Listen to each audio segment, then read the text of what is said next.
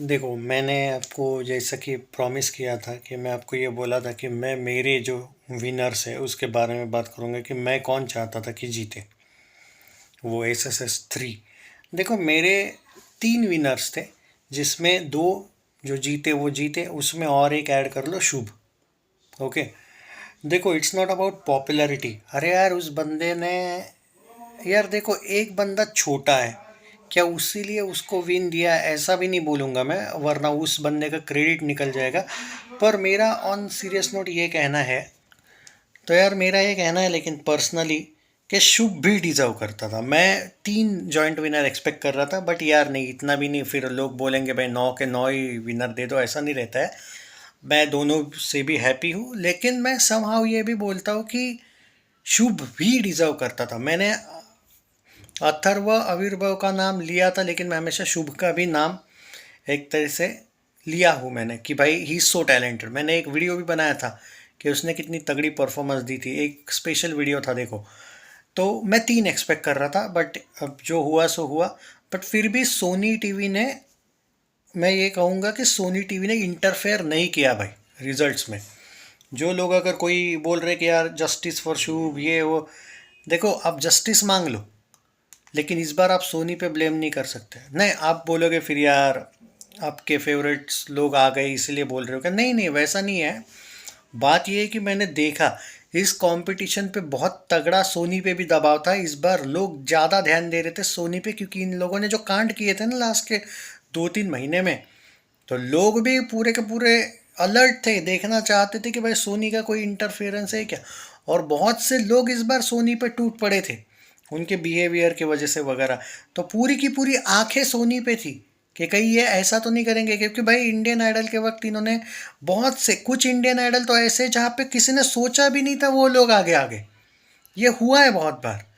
इनके बाकी के शोज में भी ऐसा होता है। इस बार ये, मैंने एक बात ज़रूर कही थी कि एक, ये लोग अपनी उतनी मनमानी नहीं कर पाएंगे जितना इन्होंने शो में करी थी, रिजल्ट्स में नहीं कर पाएंगे फाइनल के, और वो देखने को मिला।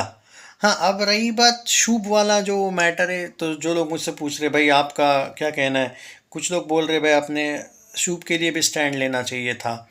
नहीं भाई, ऐसा नहीं है कि स्टैंड नहीं लिया मैंने, बट मैं इसीलिए बोल रहा हूँ कि आप ये नहीं बोल सकते हो ना कि इनजस्टिस हुआ है, क्योंकि जो 2 विनर दिए हैं, जो मैं 3 विनर एक्सपेक्ट किया था, यार 3 विनर ही तो एक्सपेक्ट किए थे ना, तो उनमें से 2 तो जीत गए। अब आप बोलोगे यार कि उस वजह से मैं, मतलब, खुश हूँ इसीलिए मैं शुभ के लिए, नहीं, ऐसा नहीं रहता है भाई। देखो, ये 3 मैंने प्रेडिक्शन करे थे, उसमें से 2 आए, और 3 यही करे थे, तो उसमें से 2 आए, तो मैं रिजल्ट पे क्यों ब्लेम करूँ? आप बोलोगे, कुछ लोग अगर बोलेंगे शुभ के फैंस कि भाई आप शुभ के लिए नहीं स्टैंड लोगे, ऐसा हमें लगता है, तो मैं मेरी सिंपथी दे सकता हूँ, क्योंकि स्टैंड कैसे ले सकते हो? बाय चांस चलो स्टैंड ले भी लिया, तो उससे क्या होगा? क्या वो तीसरा विनर बन जाएगा? बात यह है कि मैं भी सम हाउ एग्री करता हूँ कि एक बहुत तगड़े बंदे को, मैंने उसकी वॉइस सच में देखी है, मतलब सुनी है, जिस तरीके से वो बंदा कॉन्फिडेंट है। अब नहीं दिया उन लोगों ने तो क्या करें, पर ऐसा भी तो नहीं हुआ ना कि भाई कोई 2 अलग ही आए। जो मैंने 3 मन में रखे थे प्रडिक्शंस, उसमें से 2 जीते, और ऐसा भी नहीं कि 3 में से एक ही कोई मैंने प्रिडिक्ट किया था। 3 में से, मतलब जो मन में थे मेरे, ये 3 थे, उसमें से 2 आए, एक नहीं आया।